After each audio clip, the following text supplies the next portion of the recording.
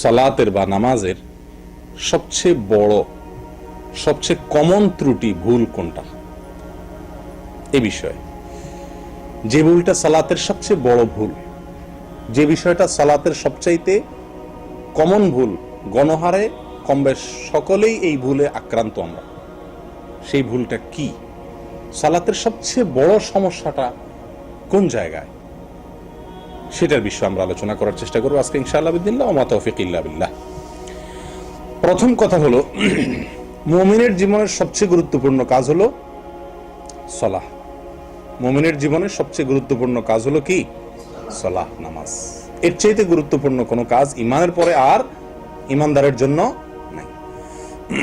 কিয়ামতের ময়দানে আল্লাহ সুবহানাহু ওয়া তাআলা, সুনানে তিরমিজির হাদিসে আসছে যে আল্লাহ সুবহানাহু ওয়া তাআলা সর্বপ্রথম বান্দার যে হিসাবটা নেবেন সেটা হলো কিসের? নামাজের।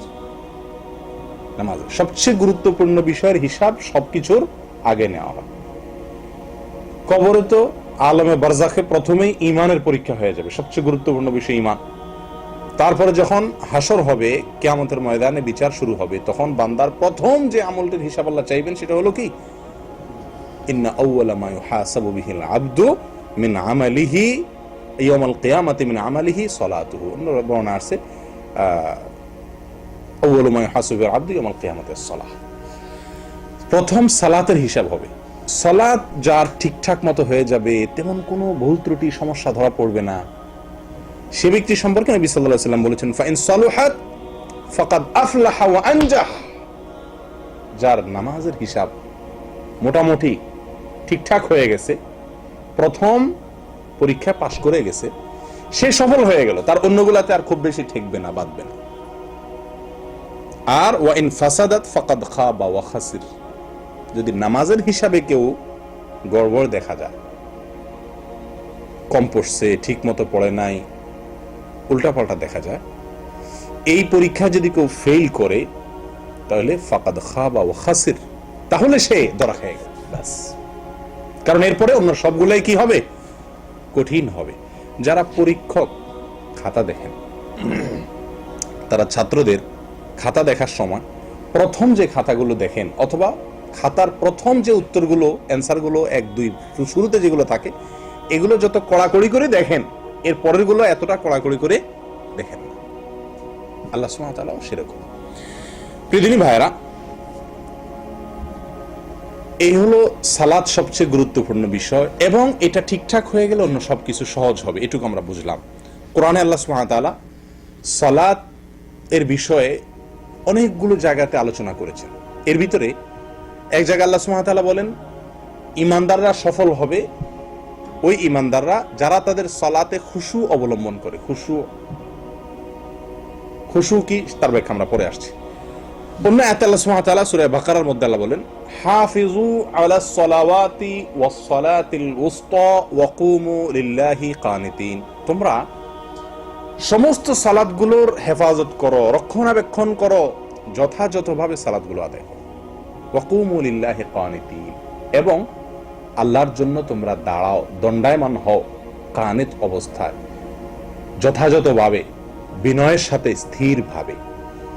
প্রিয়দিনী ভাইরা, এই আয়াতগুলো দ্বারা আমরা বুঝলাম যে সালাত আমার জন্য সফলতা বয়ে আনবে যদি সেই সালাতে আমার খুশু থাকে, যদি আমি সালাতের মুহাফাজা করি, যদি আমার কিয়ামটা বিল কুনুত হয়, তাহলে সেই সালাত আমার সফলতা বয়ে আনবে। এর বিপরীতে না হলে, সূরা মাউন আল্লাহ বলছেন ফাওয়াইলুল লিল মুসাল্লিন, ওই সালাত আদায়কারী, ওই নামাজীদের জন্য ওয়াইল, ধ্বংস, জাহান্নাম নামাজীদের জন্য। কারা? আল্লাযীনা হুম আন সালাতিহিম সাহুন, যারা তাদের নামাজের উপরে উদাসীন, গাফেল, যথাযথভাবে যত্ন নেয় না, তাদের জন্য।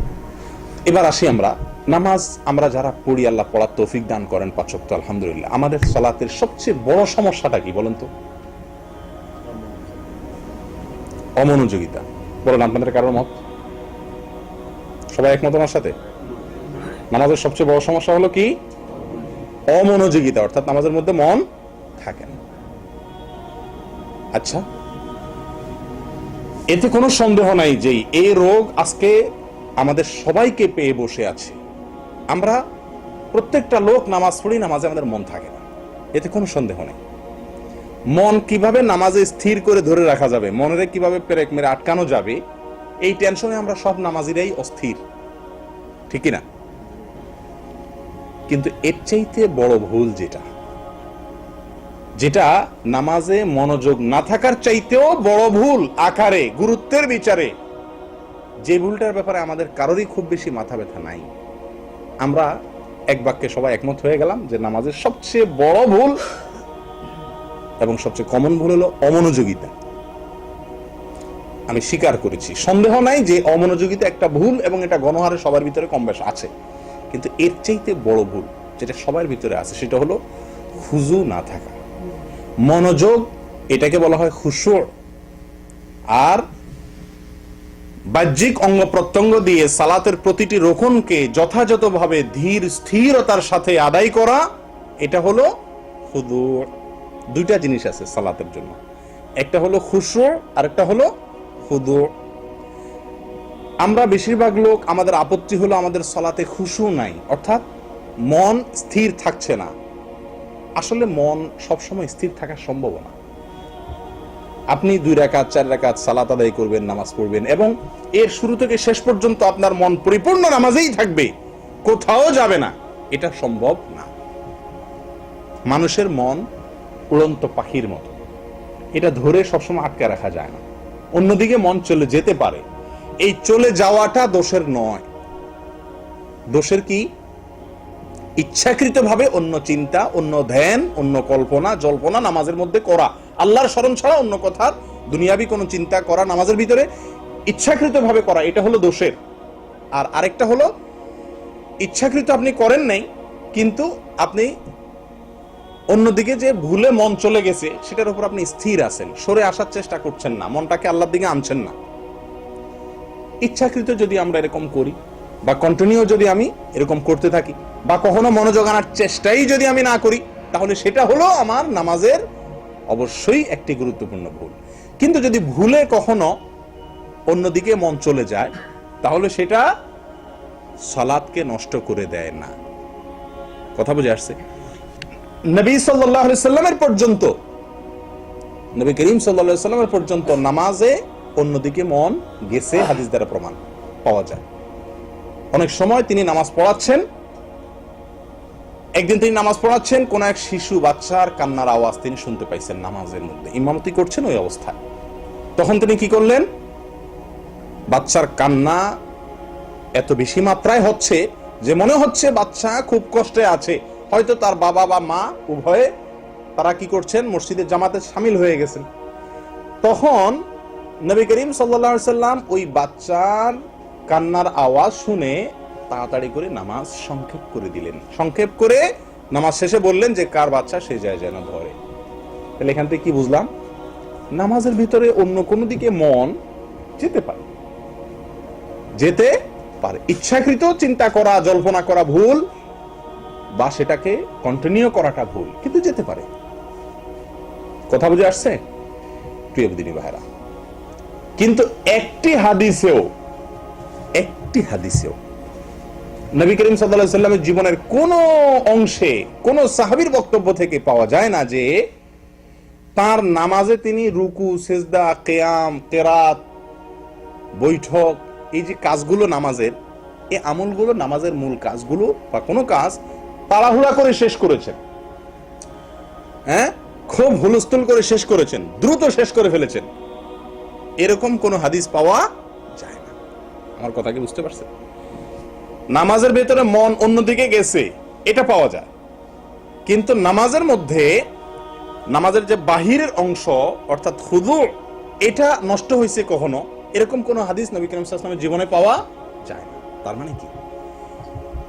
নামাজের মনোযোগ ধরে রাখা যত বেশি গুরুত্বপূর্ণ, তার চাইতে অনেক বেশি গুরুত্বপূর্ণ বিষয় হলো, এর চাইতে অনেক বেশি গুরুত্বপূর্ণ বিষয় হলো কি? নামাজের মধ্যে নামাজের বাহ্যিক যে অঙ্গ প্রত্যঙ্গ, নামাজের বাহ্যিক যে আপনার রোকনগুলো আছে, ওয়াজিবগুলো আছে, সুন্নতগুলো আছে, এগুলো যথাযথভাবে, সুন্দরভাবে, সঠিকভাবে আদায় করা, এটা ওর চাইতে বেশি গুরুত্বপূর্ণ, ওর চাইতে বেশি জরুরি। প্রিয় দিনী ভাইরা, কারণ আপনারা অনেকেই হয়তো জানেন নামাজের রোকন গুলো, নামাজের আমলগুলো যথাযথভাবে করা, সঠিকভাবে করা, এটা ওলামা একরামের, বহু ওলামা একরামের মতে এটা ফরজ, এটা রোকন। আমাদের দেশের ওলামা একরাম তথা আবু হানিফা রাহমাতুল্লাহর দৃষ্টিতে এটা ওয়াজিব। ওয়াজিব আর ফরজ খুব বেশি একটা বেশ কম না। ওয়াজিব মানেও আবশ্যক, ফরজ মানেও জরুরি, খুব বেশি বেশ কম নাই। যাই হোক প্রিয় দিনী ভাইরা, এই যে সালাত এবং এই সালাতের ধীরস্থিরতা, খুজু, আস্তে আস্তে রুকু, আস্তে আস্তে সিজদা, আস্তে আস্তে দাঁড়ানো, ধীরে ধীরে কেরাত পড়া, এই কাজগুলোকে ধীর স্থিরতার সাথে করা, এটা আজ সোনার হরিণ হয়ে গেছে। কি বলেন আপনারা? মসজিদে মুসল্লিরা এত দ্রুত নামাজ পড়ে। আমি ব্যক্তিগতভাবে আমার একটা চারিত্রিক দোষ আছে, স্বভাবগত একটা ত্রুটি আছে, সেটা হলো আমি খুব তাড়াহুড়া স্বভাবের মানুষ। কাজ করি তাড়াহুড়া করে, কথা বলি তাড়াহুড়া করি। আমি 2 মিনিটে যে কথা বলি অনেকে 5 মিনিটে এসে কথা বলতে পারে। চেষ্টা করি আস্তে আস্তে বলার, কিন্তু অভ্যাস হলো একটু বেশি চালু, অতিরিক্ত তাড়াহুড়া করার স্বভাব। তো আমি চিন্তা করলাম যে আমার মতো তড়িৎ স্বভাবের লোক মসজিদে আমি খেয়াল করে দেখছি যে আমি 2 রাকাত নামাজ পড়তে পড়তে অনেকে 2 রাকাত শেষ হইয়া বাইরে হয়ে যায়। মসজিদের 80% লোক খালি হয়ে যায় আমার 2 রাকাত সালাম ফেরানোর আগে। আমি যে খুব ধীরে ধীরে পড়ি তা তো না, আমিও তো এ রোগের রোগী কম বেশ, আল্লাহ মাফ করে, কিন্তু অন্যরা দেখে আমার চাইতে আরো বড় রোগী। তাহলে এই যে নামাজের ব্যাপারে ধীরস্থিরতা অবলম্বন করা, এটা কি সুন্নত না মুস্তাহাব না ফরজ না ওয়াজিব? কি বলেন? জরুরি না করলে ভালো, না করলে নেই। আমার কথা কি বুঝতে পারছেন? 2টা জিনিস, একটা হলো আপনারা একটা আপত্তি তুলছেন এবং সারা দুনিয়ার নামাজি ভাইদের একটা আপত্তি, সারা পুরুষ মহিলা বড় ছোট বৃদ্ধ যুবক সবার একটাই অভিযোগ নামাজ সম্পর্কে সবচেয়ে গণহারে, সেটা হলো যে ভাই নামাজে মনোযোগ থাকে না, ধ্যান থাকে না। আমরা এটা নিয়ে সবচেয়ে বেশি টেনশন করি।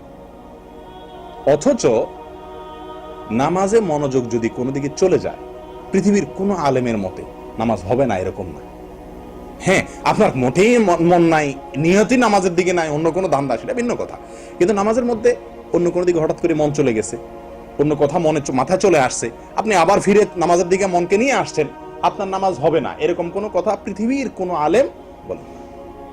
কিন্তু আপনার রুকুটা ঠিক মতো হয় নাই, আপনার সেজদাটা ঠিক মতো হয় নাই, সেজদা থেকে উঠাটা ঠিক মতো হয় নাই, রুকু থেকে দাঁড়ানোটা ঠিক মতো হয় নাই, সারা দুনিয়ার ওলামাদের মতে আপনার সালাত হয় নাই। আমি কি বুঝাতে পারছি? তাহলে সালাতের যেই ভুলটা আমাদের সবাই হয়, অথচ এটা নিয়ে আমাদের তেমন কোনো মাথা ব্যথা নাই, এটা নিয়ে আমাদের কেন টেনশন? সবাই ওই মনোযোগ নিয়ে আসি। ঠিক আছে, আপনি মনোযোগের চেষ্টা করেন, কিন্তু আপনি যেই ভুলটা হলে নামাজই হবে না, বাতিল হয়ে যাবে, সেই ভুলটা আমাদের ভিতরে অহরহ হচ্ছে। এই বিষয়ে আমাদের সাবধান হওয়া দরকার। কি দরকার না বলেন? ফাওয়াইলুল লিল মুসাল্লিন আল্লাযীনা হুম আন সালাতিহিম সাহুন। এই আয়াতের ব্যাখ্যায় তাফসীর ইবনে কাসিরে ইমাম ইবনে কাসির রাহিমাহুল্লাহ তিনি বলেন, এর অর্থ হলো ইম্মা আন ওয়াক্তিহাল আউয়াল ফায়ুআখিরুনাহা ইলা আখিরিহি দাইমান আও গালিবান ওয়া ইম্মা আন আদাইহা বিআরকানিহা ওয়া শুরুতিহা আলাল ওয়াজহিল মা'মুরি বিহি। অর্থাৎ আল্লাহ বলছেন ওই সকল নামাজীদের জন্য ওয়াইল, বেনামাজি না। বেনামাজি তো হিসাবের খাতাই নাই, আল্লাহ মাফ করতে ঠিকানাই জাহান্নাম, ইল্লা মান রাহিমা রাব্বি। নামাজি ব্যক্তি যারা, এদের ভিতরে যারা নামাজের ভিতরে গাফলতি করে, যাদের নামাজের ভিতরে উদাসীনতা আছে, মনোযোগ নাই এবং দেহযোগ নাই, মনোযোগ নাই দেহযোগ নাই, সঠিকভাবে সালাত আদায় করে না, গাফলতি করে, এক কথায় সালাতের বিষয়ে অযত্নশীল যারা, এই লোকগুলোর জন্য ওয়াইল, জাহান্নাম, ধ্বংস। তাফসীর ইবনে কাসির বলেছে এর মানে হলো দুই ভাবে অমনোযোগের কথা হতে পারে। এক হলো দেরি করে সালাত আদায় করে, সব সময় ফজরের সালাত 7টা বাজে উঠা পড়ে, অথবা টাইমের ভিতরে পড়ে কিন্তু একদম শেষ হতে পড়ে, অবহেলা করে। অথবা এর অর্থ এটাও হতে পারে যে সাহুন বলতে উদ্দেশ্য হলো সালাতের পরে গাফলতির বলতে উদ্দেশ্য হলো সালাতের যে রোকন, যে ওয়াজিব আছে, এগুলোকে যেভাবে করা দরকার সেভাবে করে না, সেই ব্যক্তির জন্য ওয়াজিব। আচ্ছা, আপনাদেরকে একটা প্রশ্ন করি, আপনারা তো সবাই কম বেশ জানেন আল্লাহ তাআলা কোরআনে কারীমে সালাত কায়েমের কথা বলেছেন প্রায় সব জায়গায়, 1-2 জায়গায় বলেছেন ফাসাল্লি লিরাব্বিকা ওয়ানহার ইত্যাদি। দুই এক জায়গাতে বলছেন সালাত আদায় করো। বেশিরভাগ জায়গাতে আল্লাহ তাআলা বলেছেন আকিমিস সালাহ অথবা আকিমুস সালাহ, না, সালাত কায়েম করো। কায়েম করো মানে কি? কে বলতে পারবেন? সালাত পড়া, আল্লাহ সুবহানাহু ওয়া তাআলা বলেছেন আকিমুস সালাত, তোমরা সালাত কায়েম করো, নাকি?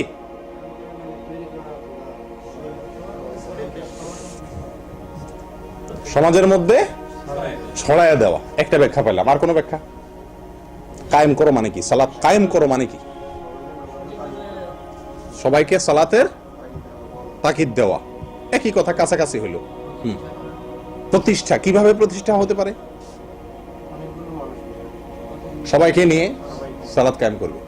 মাশাআল্লাহ, আপনারা তো বড় বড় মুফাসসিররা আছে দেখা যায়, এখানে তো অনেক তাফসীর জানে, এরকম মানুষ, কোরআনের ব্যাখ্যা জানা লোক আছে, মাশাআল্লাহ, এটা ভালো কথা, সৌভাগ্যের কথা। দেখুন ভাই, সালাত কায়েমের দুইটা ব্যাখ্যা আমাদের সমাজে প্রচলিত আছে, দুইটাই ভুল। এর একটা হলো, অনেকে মনে করেন সালাত কায়েম করা বলতে যেটা ভাই বলছেন যে সবাইকে নিয়ে ডেকে ডুকে সালাত পড়তে হবে, একা একা না। এটা কায়েমের একটা অংশ, ঠিক আছে, এটা কায়েমের মূল ব্যাখ্যা না। আবার অনেকে বলেন সালাত কায়েম বলতে অর্ডার দিয়ে সামাজিকভাবে, রাষ্ট্রীয়ভাবে এটাকে প্রতিষ্ঠা করতে হবে, শুধু একা একা পড়লে হবে। এটাও ভুল। ভুল বলতে এটা কায়েমের একটা পার্ট, একটা অংশ। কায়েম বলতে এই ব্যাখ্যা কোন তাফসিরের কিতাবে আসেনি। তাফসিরে বাইদাবী পৃথিবীর কোরআনের ব্যাখ্যার নামকরা তাফসির কিতাবগুলোর ভিতরে একটা, যেটা ওলামা একরাম বুঝেন বেশিরভাগ। কোরআনের নিগুড় অনেক তত্ত্ব সেখানে তুলে ধরা হয়েছে। সেখানে একেবারে সূরা বাকারার প্রথম দিকে আল্লাহ সুবহানাহু ওয়া তাআলা যে বলেছেন যে কোরআন কাদের জন্য হেদায়েত দিবে, আল্লাযীনা ইয়ুকিমুনাস সালাহ, এই আয়াতের ব্যাখ্যায় তাফসীরে বাইদাবীতে ইকামাতুস সালাহ বা সালাত কায়েমের ৬-৭টা ব্যাখ্যা উল্লেখ করেছেন। ৬-৭টা ব্যাখ্যা। এই যে ৬-৭টা ব্যাখ্যা উল্লেখ করেছেন, বিশ্বাস করবেন তার সবগুলো ব্যাখ্যার খোলাসা কথা প্রায় একই। সেটা কি? সালাত কায়েম করা বলতে উদ্দেশ্য হলো আদাউহা বিহুকুকিহা, সালাতের সমস্ত হক আদায় করে সালাত আদায় করা। সকল হক সালাতের যেটা যেভাবে হওয়া দরকার ঠিক সেটাকে, রুকুটা যেমন হওয়া উচিত, সেজদাটা যেমন হওয়ার কথা, দাঁড়ানোটা নবী সাল্লাল্লাহু আলাইহি সাল্লাম যেভাবে দাঁড়িয়েছেন, দাঁড়াতে বলেছেন সেভাবে, এভাবে প্রত্যেকটা গুরুত্বপূর্ণ রুকন, ওয়াজিব, এগুলো সব যেভাবে হওয়া দরকার সেভাবে আদায় করা, এটাই হলো ইকামাতুস সালাহ, এটাই হলো সালাত কায়েম করা। কথা বুঝতে পারছেন? সালাত কায়েম করা বলতে যেভাবে সালাত পড়া দরকার সেভাবে পড়া। আমি কি বুঝাতে পারছি? কিন্তু দুঃখজনক যে আমরা এই সালাত কায়েমের অর্থ কিন্তু অনেকে জানি না। অনেকে সালাত পড়ি, আল্লাহ বলছেন সালাত কায়েম করতে, এটাও জানি, কিন্তু সালাত কায়েম করার যে অর্থ এটা আমরা অনেকেই জানি না। কি বলেন? আপনারা তো অনেকে মনে আজকে শুনছেন, কি বলেন না? সালাত কায়েম করা বলতে কি বলেন? সালাত কায়েম করা বলতে কি, কাকে বোঝায়? সালাত কায়েম করা মানে কি? সালাতকে যথাযথভাবে যেইভাবে পড়া দরকার সেইভাবে পড়া, সবগুলো অঙ্গ প্রত্যঙ্গ, সালাতের প্রতিটি পার্ট, অংশ যথাযোগ্যভাবে যেরকম ভাবে করা উচিত, কোরআন হাদিসে যেভাবে বলতে করতে বলা হয়েছে সেইভাবে করা, এটা হলো সালাত কায়েম। কথা বুঝে আসছে? তাহলে অনেকে নামাজ পড়েন কিন্তু নামাজ কায়েম করেন এরকম লোকের সংখ্যা খুব কম। প্রিয়দিনী ভাইরা, আমাদের দেশে বিশেষ করে পুরুষদের চাইতে, পুরুষদের মধ্যে তো এই সমস্যা আছেই, আমার ব্যক্তিগত দৃষ্টিভঙ্গি হলো আমাদের মা বোনদের ভিতরে এই রোগটা অনেক বেশি প্রকট। তাড়াহুড়া করে নামাজ পড়া। আপনাদের বাসা বাড়িগুলোতে আপনারা লক্ষ্য করছেন কিনা যায়, আমি ছোটবেলা থেকে যত মহিলাদের নামাজ দেখার সুযোগ হয়েছে দেখছি, বেশিরভাগ ক্ষেত্রেই বিশেষ করে বাসা বাড়িতে যখন পড়ে রুকু সেজদাগুলো বিদ্যুতের গতিতে দেয়। তারা এই রুকুতে উঠতে দেরি, আপনার নামতে যাইতে দেরি, উঠতে দেরি নাই, উঠতে দেরি, নামতে দেরি নেই, হুলস্থুল করে পড়ে। আল্লাহ মাফ করুক, আমাদের পুরুষদের ভিতরে এই রোগের রোগী অনেকেই আছেন। এ সম্পর্কে নবী করিম সাল্লাল্লাহু আলাইহি ওয়াসাল্লামের একটা হাদিস আমাদের সবারই জানা থাকা দরকার, সহিহ বুখারীর হাদিস। তিনি বলেছেন, সল্লু কামা রাআইতুমুনি উসাল্লি, তোমরা আমাকে যেভাবে নামাজ পড়তে দেখছো সেভাবে নামাজ পড়ো। নামাজ আমাকে যেভাবে পড়তে দেখছো সেভাবে নামাজ পড়ো। এটা নির্দেশ তার, এটা নির্দেশ, তার পদ্ধতিতে নামাজ পড়া জরুরি। আম্মা জান আয়েশা রাদিয়াল্লাহু তাআলা আনহা সহিহ মুসলিমের হাদিসে আসছে, তিনি নবী করিম সাল্লাল্লাহু আলাইহি ওয়াসাল্লামের নামাজ কেমন ছিল তার একটা বিবরণ দিতে গিয়ে তিনি বলেন, ওয়া ইযা রাফা রা'সাহু মিনার রুকু' লাম ইয়াসজুদ হাত্তা ইয়াস্তাবিয়া কাইমা।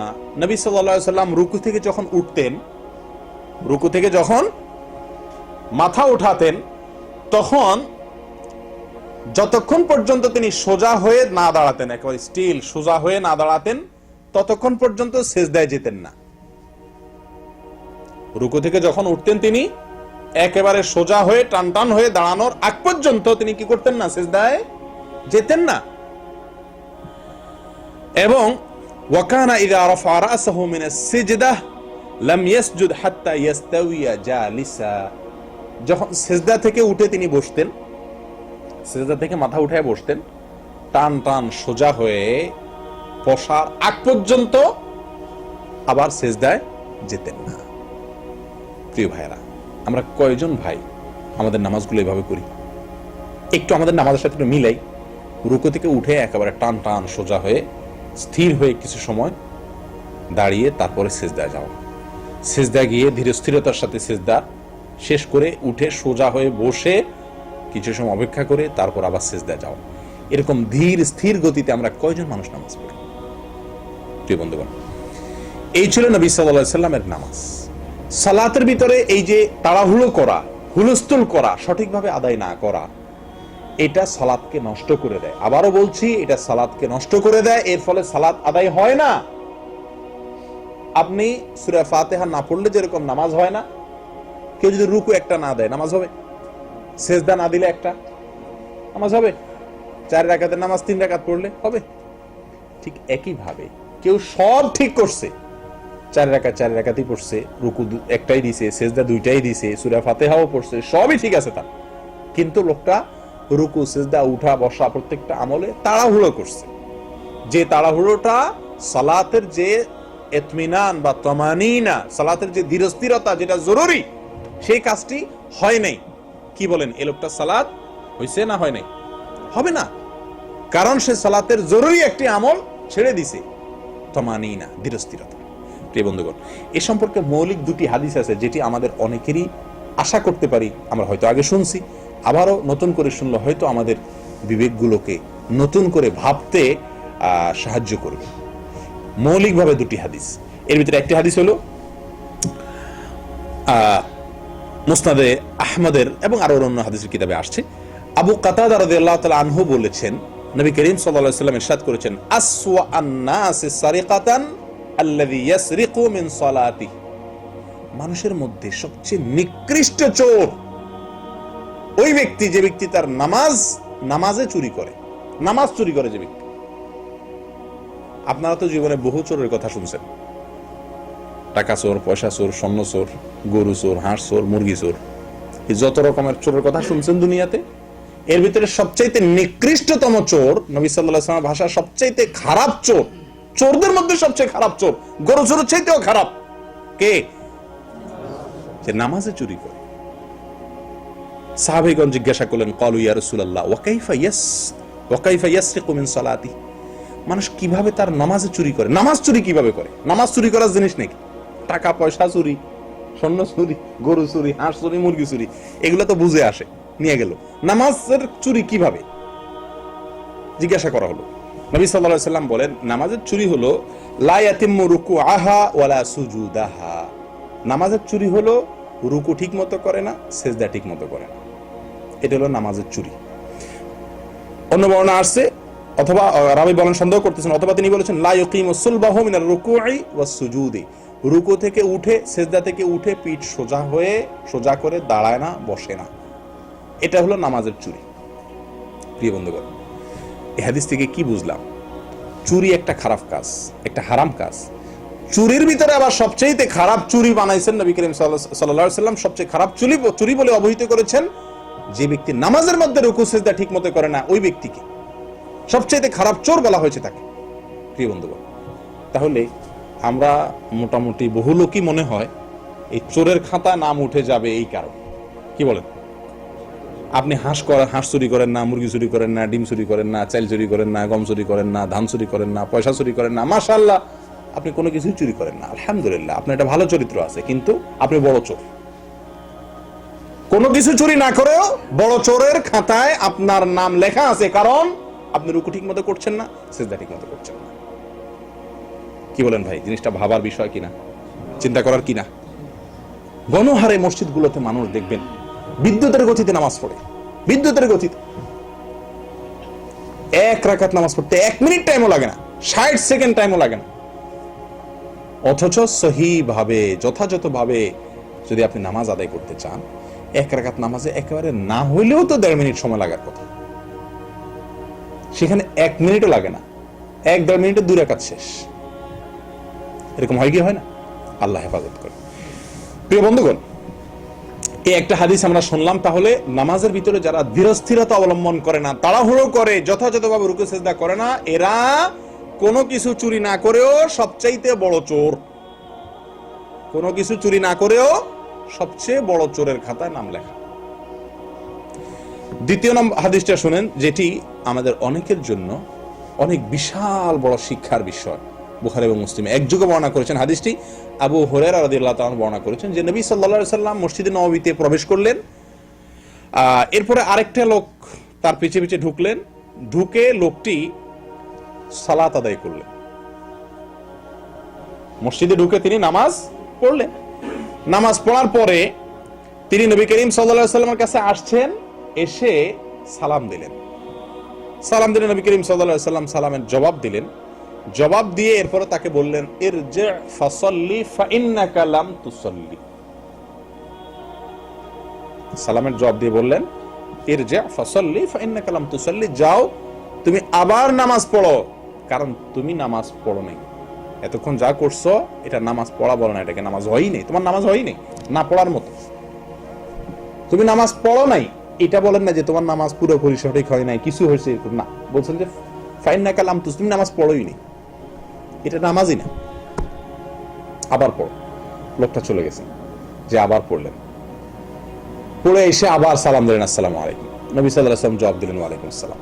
এরপরে তিনি বললেন যে আবারও একই কথা বললেন, ইরজি' ফাসাল্লি ফাইন্নাকা লাম তুসাল্লি, যাও আবার নামাজ পড়ো, কারণ তুমি নামাজ পড়ো নাই। রাসূল নামাজ পড়ছে, এটাকে নামাজই বলছেন না নবী সাল্লাল্লাহু আলাইহি ওয়াসাল্লাম। সারা জীবন পড়ছি এরকম নামাজ আমরা অনেকে। ওই লোকটা আবার চলে গেলেন, আবার পড়ে আসলেন, 3 বার তিনি নামাজ পড়লেন, 3 বার তাকে নবী সাল্লাল্লাহু আলাইহি ওয়াসাল্লাম নামাজ পড়ালেন।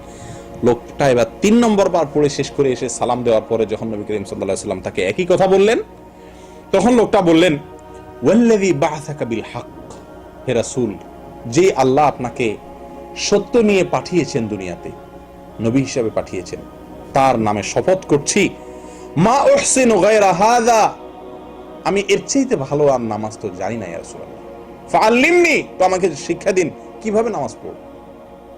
নবী করিম সাল্লাল্লাহু আলাইহি ওয়াসাল্লাম তখন তাকে নামাজ শিখালেন। কিভাবে শিখালেন দেখেন, তিনি বলছেন যে ইযা কুমতা ইলা সলাতি ফাকাব্বির, যখন তুমি নামাজ পড়তে দাঁড়াবে প্রথমে আল্লাহু আকবার বলে তাকবীর বলো, সুম্মা ক্রা মা তায়াসসারা মাআকা মিনাল কুরআন, এরপরে কোরআনের যেটুকু পারো, 2 আয়াত 4 আয়াত 6 আয়াত 10 আয়াত 1 সূরা 2 সূরা যতটুকু সম্ভব হয়, সূরা ফাতিহার পরে অন্য সূরা তেলাওয়াত করো, সূরা ফাতিহা পড়ো, অন্য সূরার সাথে পড়ো। সুম্মার কা, এরপরে তুমি রুকুতে যাও, কেরাত শেষ করলা, এরপরে রুকুতে যাও। হাত্তা তাতমাইন্না রাকিআন, তিনি বলেন নাই রুকুতে যাও এরপরে উঠো, না, রুকুতে যাও বলে আরেকটা কথা যোগ করছেন, বোঝা গেছে এটা না হলে রুকু হবে না। কি কথা যোগ করছেন? বলছেন হাত্তা তাতমাইন্না রাকিআন, যতক্ষণ পর্যন্ত রুকুতে গিয়ে স্থির না হও, রানিং এ না, রুকুতে গেলা, রুকুতে যেয়ে স্থির না হও, ততক্ষণ পর্যন্ত তুমি রুকু করতে হবে। গেলাম আর উঠে গেলাম হলো না, যে আমাকে স্থির হয়ে অপেক্ষা করতে হবে। ফুকাহা একরাম বলেন কমপক্ষে একবার সুবহান রাব্বিয়াল আযীম বা সুবহানাল্লাহ স্বাভাবিকভাবে ভালোভাবে পড়ার মতো সময় কমপক্ষে থাকতে হবে। কথা বুঝে আসছে? এরপর নবী করিম সাল্লাল্লাহু আলাইহি ওয়াসাল্লাম তাকে বলেন সুম্মারফা হাত্তা তা'তাদিলা কাইমান, লক্ষ্য করবেন উনি বলেন না রুকু থেকে উঠো এরপর সিজদা যাও, না, আমরা তো উঠি এবং সিজদা যাই, না, এরকম করলে নামাজ হবে না, নামাজ হয় না ভাই।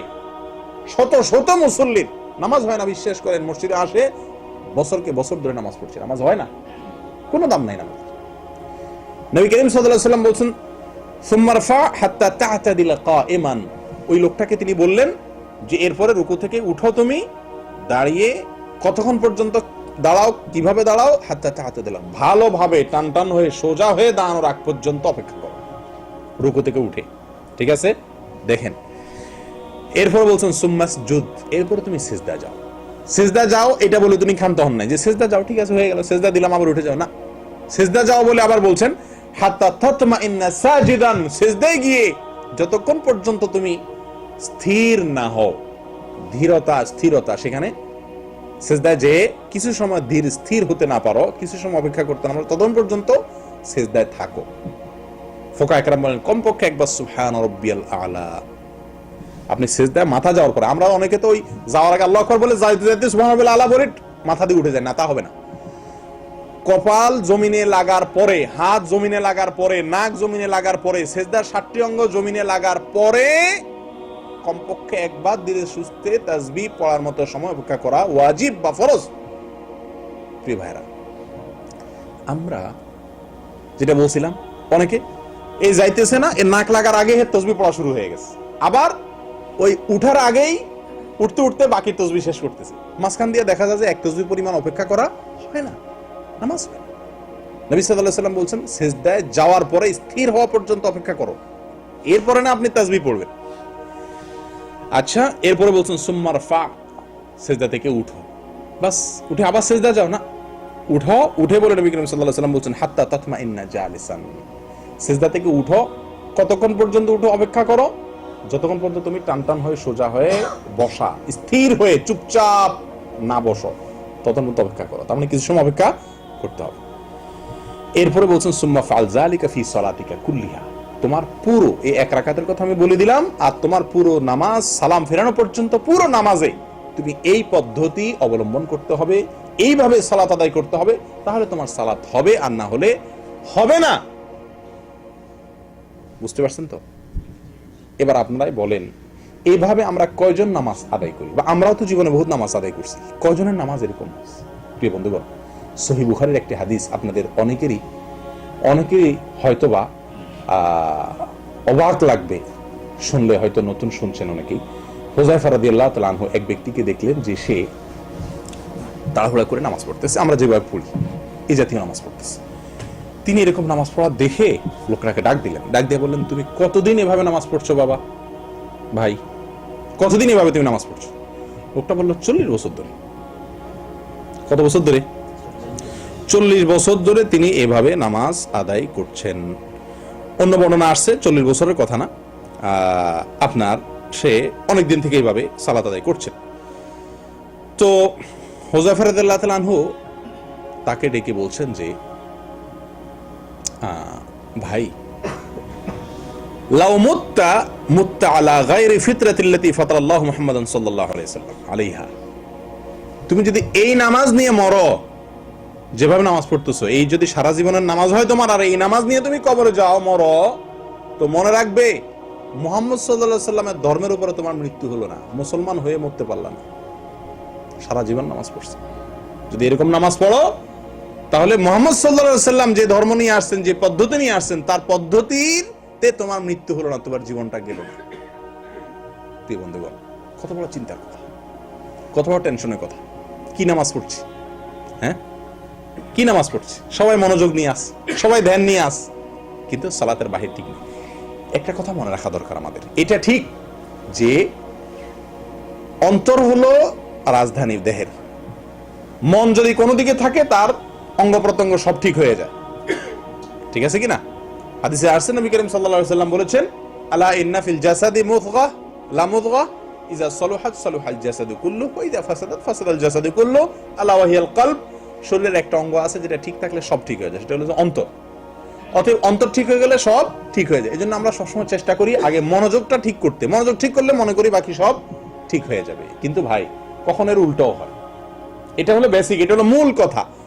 কখনো কখনো এর উল্টা প্রভাবও দেখা যায়, অর্থাৎ বাহিরের অঙ্গ প্রত্যঙ্গের প্রভাব অন্তরে গিয়ে পড়ে। হয় না এরকম?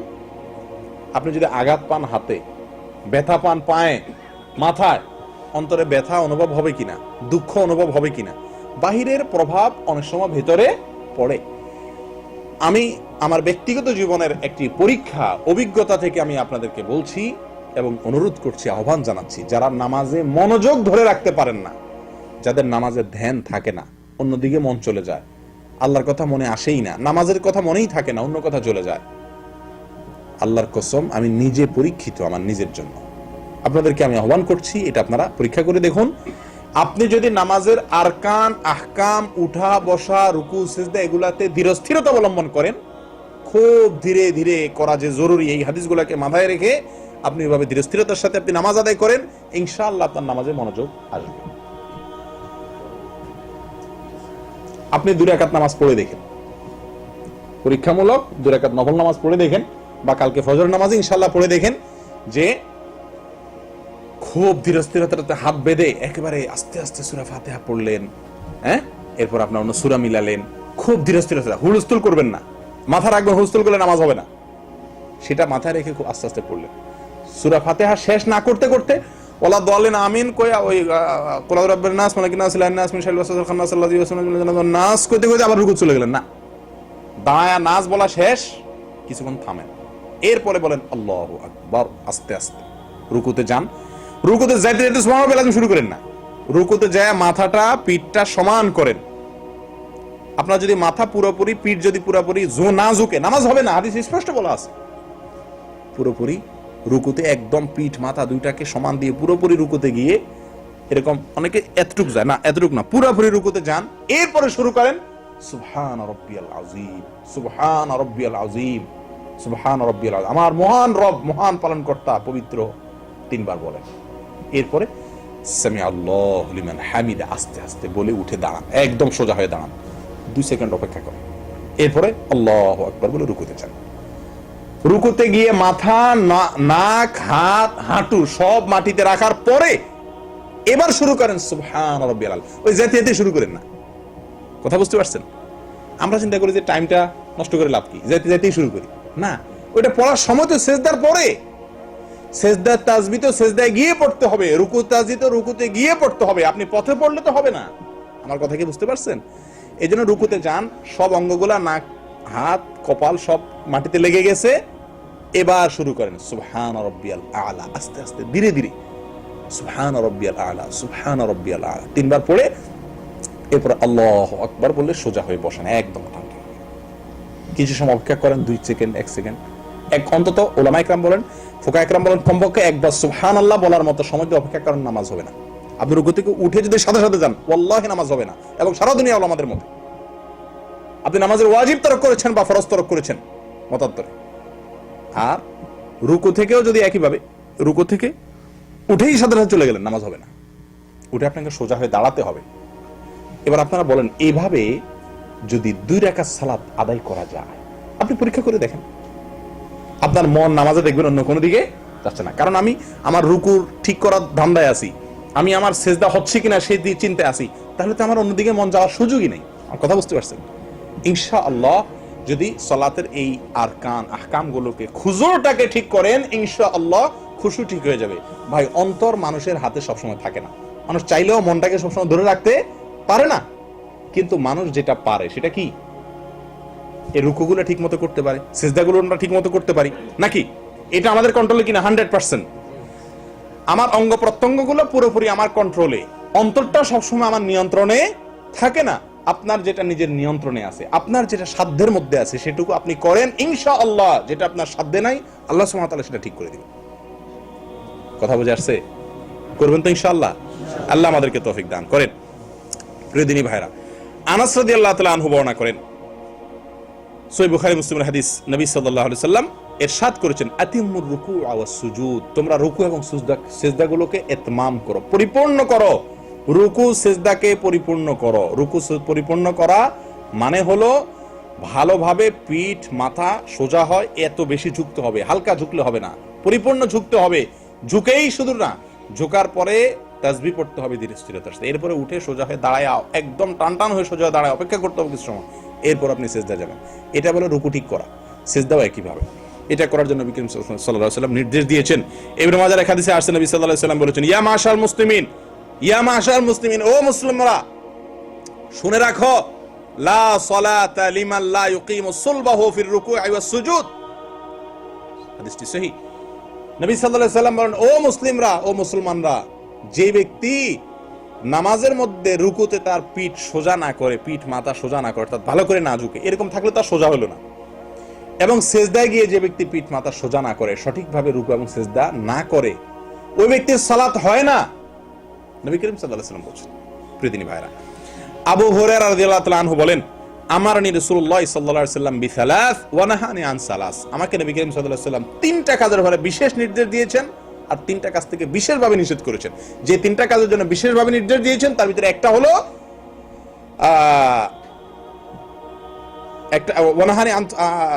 তিনটা কাজ থেকে তিনি নিষেধ করেছেন, যে সেই নিষিদ্ধ কাজগুলোর ভিতরে একটা হলো নাহানি আন নাকরাতিন কানাকরাতিদ দিক, মুরগির ঠোকরের মতো যেন আমি ঠোকর না দেই নামাজে। মুরগির ঠোকর বুঝুন তো? মুরগির ঠোকর তো আর আমাদের বোঝানোর দরকার নেই, আমাদের দেশের মানুষ আমরা সবাই জানি আলহামদুলিল্লাহ। মুরগির ঠোকর, এই মুরগির ঠোকরের মতো নামাজ যেন না হয়, রুকু সেজদা উঠা বসা, হ্যাঁ, ফটাফট দ্রুত, এটা যেন না করি। নবী করিম সাল্লাল্লাহু আলাইহি ওয়াসাল্লাম আমাকে স্পষ্ট আলাদাভাবে নিষেধ করেছেন। কে বলছেন? আবু হুরায়রা রাদিয়াল্লাহু তাআলা আনহু। তালক ইবনে আলী আল হানাফি রাদিয়াল্লাহু তাআলা আনহু বলেন, নবী করিম সাল্লাল্লাহু আলাইহি ওয়াসাল্লাম বলেছেন, লা ইয়ানদুরুল্লাহু আযজা ওয়া জাল ইলা সালাতি আবদিন লা ইউকিমু ফিহা সুলবাহু বাইনা রুকুইহা ওয়া সুজুদিহা। রাওয়াহু আহমদ। মুসনাদ আহমদের হাদিস। নবী সাল্লাল্লাহু আলাইহি ওয়াসাল্লাম বলেছেন, ওই ব্যক্তির দিকে, ওই ব্যক্তির নামাজের দিকে আল্লাহ তাকায়াও দেখবেন না, চেয়েও দেখবেন না, তাকায়াও দেখবেন না আল্লাহ সুবহানাহু ওয়া তাআলা ওই ব্যক্তির নামাজের দিকে, যে ব্যক্তি রুকু থেকে সোজা হয়ে না দাঁড়ায়, সেজদা থেকে উঠে সোজা হয়ে না বসে, কিছুক্ষণ অপেক্ষা না করে উঠেই আবার চলে যায়, এই ব্যক্তির দিকে আল্লাহ সুবহানাহু ওয়া তাআলা তাকাবেন না। প্রিয় বন্ধুগণ, এখান থেকে আমাদের কিছুটা বোঝা গেছে যে নামাজের সবচেয়ে বড় ভুল, যেটা কারণে নামাজ হবে না, এই ভুলটা আমাদের সবার ভিতরে কম বেশ আছে কি নাই বলেন? আছে কি নাই? আমাদের মা বোনদেরকে আমাদের শিক্ষা দেওয়া আমাদের কর্তব্য। মা বোনদেরকে জানাই দিবেন তো ইনশাআল্লাহ, সবাইকে শিখাই দিবেন, যে আজকে যারা শিখলেন, যারা শুনলেন, যারা জানলেন, যে ভাইরা বোনেরা জানেন নাই, শুনেন নাই, তাদেরকে সচেতন করা আপনাদের কর্তব্য। তাদেরকে জানিয়ে দিবেন নবী সাল্লাল্লাহু আলাইহি ওয়াসাল্লাম বলেছেন ওই ব্যক্তির নামাজ হবে না, লা সালাতা বলেছেন। কোন ব্যক্তির? যে ব্যক্তি লা ইয়াতিম্মু, যে ব্যক্তি লা ইউকিমু ফিহা সুলবাহু বাইনা রুকুইহা ওয়া সুজুদিহা, রুকু সিজদার মাঝখানে, অর্থাৎ রুকু সিজদার পরে অথবা ভেতরে, যে ব্যক্তি পিঠ সোজা না করে, অর্থাৎ ধীরস্থিরতা অবলম্বন না করে। তাহলে নামাজের খুশু, অন্তরের স্থিরতা, এটা খুবই গুরুত্বপূর্ণ বিষয়, এতে কোনো সন্দেহ নাই। কিন্তু প্রিয় বন্ধুগণ, এর চাইতে বেশি গুরুত্বপূর্ণ বিষয় হলো নামাজের খুজু বা বাহ্যিক অঙ্গ প্রত্যঙ্গগুলোকে, বাহ্যিক আমলগুলোকে ধীরে স্থিরে আস্তে আস্তে করা, অপেক্ষা করে করে করা। আমি আবারও বলছি, খুজু দুনিয়ার কোন ফিকাহবিদ, দুনিয়ার কোন আলেম বলেন না খুশু এটা নামাজের রোকন, ফরজ, ওয়াজিব, এটা মুস্তাহাব, জরুরি। আল্লাহ সুবহানাহু ওয়া তাআলা বলেছেন যে আকিমিস সালাতা লিযিকরি, নামাজের উদ্দেশ্যে আল্লাহ স্মরণ, সেটা ঠিক আছে, কিন্তু এটা না করলে বা এটা ছুটে গেলে নামাজ হবে না। ভুলে ছুটে গেছে, মনোনদিক চলে গেছে, নামাজ হবে না, এই কথা পৃথিবীর কোনো আলেম বলেন না। কারণ এটি ফরজও নয়, ওয়াজিবও নয়, রোকনও নয়, শর্তও নয়। কিন্তু নামাজ এর ধীরস্থিরতা অবলম্বন করা এটা জরুরি, এটা না হলে নামাজ হবে না। ভুলেও যদি ছুটে যায়, ভালো করে শুনে রাখেন, ভুল আপনার মনে ছিল না, রুকু থেকে উঠে চলে গেছেন, পরে মনে হয় ভুল করলাম, হবে না, আবার পড়তে হবে। আমি কি বুঝাতে পারছি? আল্লাহ সুবহানাহু ওয়া তাআলা আমাদের সকলকে নামাজের এই সবচাইতে বড় ভুল, সবচাইতে গণভুল, সবচাইতে কমন ভুল, যে ভুলটা আমাদের সবাইয়ের হয়, সকলের হয়, সেই ভুলটা থেকে আল্লাহ তাআলা আমাদেরকে সংশোধন করার তৌফিক দান করেন। এই যে সাহাবীর কথা আপনারা শুনলেন, দীর্ঘদিন নামাজ পড়ছেন, তিনি কি বললেন? যে তুমি যদি এই নামাজ নিয়ে দুনিয়া থেকে যাও, তাহলে মুহাম্মদ সাল্লাল্লাহু আলাইহি সাল্লামের ধর্ম নিয়ে যেতে পারলা না, মুহাম্মদ সাল্লাল্লাহু আলাইহি সাল্লামের দিন নিয়ে তুমি মরতে পারলা না। চিন্তা করে দেখেন। তাহলে এখন প্রশ্ন ওঠে যে আমরা সারা জীবন যে করছি, ভুল করছি, এটার কি হবে? তাহলে কি এগুলো নামাজ আবার পড়তে হবে কিনা? প্রশ্ন আসে কিনা? এটা প্রশ্ন আসে কিনা? ইবনুল কাইয়িম রাহিমাহুল্লাহ বলেছেন, ইবনে উসাইমিন রাহিমাহুল্লাহ একই কথা বলেছেন। কি বলেছেন? ওনারা বলেছেন যে যদি আপনি না জানা কারণে, এটা আপনার ফরজ যে ওয়াজিব যে ইতমিনান, ধীরতা, স্থিরতা, অপেক্ষা করা, উঠে এক তাসবিহ পরিমাণ কমপক্ষে সোজা হয়ে দাঁড়া অপেক্ষা করা, শুধু সোজা দাঁড়ালে হবে না, দাঁড়া এক তাসবিহ পরিমাণ অপেক্ষা করা, সোজা উঠে সেজদা থেকে এক তাসবিহ অপেক্ষা করা, সেজদায় গিয়ে পরিপূর্ণভাবে সেজদা করে তারপরে কমপক্ষে এক তাসবিহ পরিমাণ অপেক্ষা করা, ধীর স্থিরতা, এটা যে জরুরি এই জিনিসটা আপনি জানতেন না। এটা যদি হয় তাহলে আশা করা যায় আপনি তওবা করলে আল্লাহ তাআলা পিছের গুলো মাফ করবেন। তবে এখন জানার পর থেকে আপনি আর যদি ভুল হয় তাহলে আপনার এটা মাফ নেই। আমি কি বুঝাতে পারছি?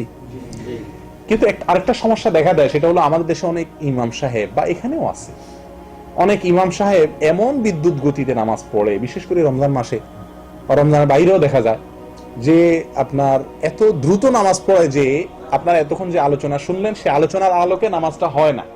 এরকম আছে না অনেক ইমাম নামাজ পড়ে। এরকম যদি ইমাম নামাজ পড়ে তাহলে তার পিছনে নামাজ পড়লে কি নামাজ হবে কিনা, এটা আরেকটা প্রশ্ন, ঠিক কিনা? এই প্রশ্ন উত্তর হলো, যদি ইমাম স্বাভাবিকভাবে তাড়াহুড়া করে, কিন্তু তাড়াহুড়াটা ওই যে সালাতের এই যে তমানিনা, ধীরস্থিরতা, আবশ্যক কাজ যেটা, এটাও না থাকে, তাহলে সেক্ষেত্রে ওই ইমামের নামাজ হয় না। আর ইমামের নামাজ না হলে মুসল্লির ইক্তেদাও বাতিল। আমি কি বুঝাতে পারছি? আর যদি এমনি তাড়াহুড়া করে, কিন্তু ওই মাত্রা তাড়াহুড়া না যে মাত্রার কারণে তার সালাত বাতিল হয়ে যাবে, সালাত হয় না, বা সালাতের ওয়াজিব ছুটে গেল, ফরজ ছুটে গেল, এর মাত্রার তাড়াহুড়া না, এমনি তাড়াহুড়া কিন্তু এত বেশি তাড়াহুড়া না, তাহলে সেই ইমামের পিছনে নামাজ পড়লে নামাজ আদায় হয়ে যাবে। কথা কি বুঝাতে পারছি? বিশেষ করে এখানে দ্বিতীয় জামাতে আপনারা যখন নামাজ পড়েন, আমিও পড়ি, আপনারা খেয়াল করছেন অনেকে নিশ্চয়ই যে দ্বিতীয় জামাতের ইমাম বা এই যে রেল স্টেশনে বা ছোট ছোট মসজিদের রাস্তাঘাটে অনেক সময় 2-4 জন মিলে জামাত করেন না, তখন দেখা যায় যে ইমাম যে এই বেচারা তো আর ওই আপনার লেখাপড়া করেন না, ইমাম থাকে না, যে আসে তখন সেই ইমাম হয়ে যায়। তো কিছু কিছু লোক পড়ে মাঝে মধ্যে এমন দ্রুত নামাজ পড়ে, আপনারা খেয়াল করছেন কিনা, যে তারা কিন্তু এই আলোচনার আলোকে তাদের নামাজ হয় না। এরকম যদি হয় তাহলে আপনার নামাজ হবে না। আমি কি বুঝতে পারছি? আল্লাহ তাআলা আমাদেরকে সংশোধনের তৌফিক দান করুক। আমি আহ্বান করব আপনাদেরকে এই মেসেজটুকু, এই বিষয়টুকু আপনারা অন্যদের কাছে পৌঁছে দিবেন, মা বোনদের কাছে পৌঁছে দিবেন, যে ধীরস্থিরতা নামাজের ভেতরে, ধীরস্থিরতা এটা নামাজের জরুরি কাজ। মনে থাকবে ইনশাআল্লাহ, নামাজের ভেতরে ধীরস্থিরতা অবলম্বন করা নামাজের জরুরি কাজ। এটা তরকারির লবণ নয়, এটা তরকারির পানি, এটা তরকারির তরকারি। তরকারি রান্না করতে লবণ যদি না দেন খাওয়ার মতো হবে না, কিন্তু পেট ভরবে, কষ্ট মষ্ট করে ঢুকে পেট ভরান যাবো নাকি? নামাজের ভিতরে মনোযোগ নাই, মন অন্যদিক গেছে, লবণ ছাড়া নামাজ হলো আর কি, নামাজটা এমন জুতের হলো না। কিন্তু যদি আপনার কি হয়, যদি আপনি নামাজের রোকনগুলা, রুকু সিজদাগুলো ঠিক মতো না করেন, তাহলে আপনার তরকারিই নেই। তরকারি না থাকলে সালান হবে কিভাবে? কথা বুঝে আসছে? এদিকটা লক্ষ্য করতে হবে। আল্লাহ তাআলা আমাদেরকে তৌফিক দান করেন। জাযাকুমুল্লাহ ওয়া আখিরু দাওয়ানা আলহামদুলিল্লাহি রাব্বিল আলামিন।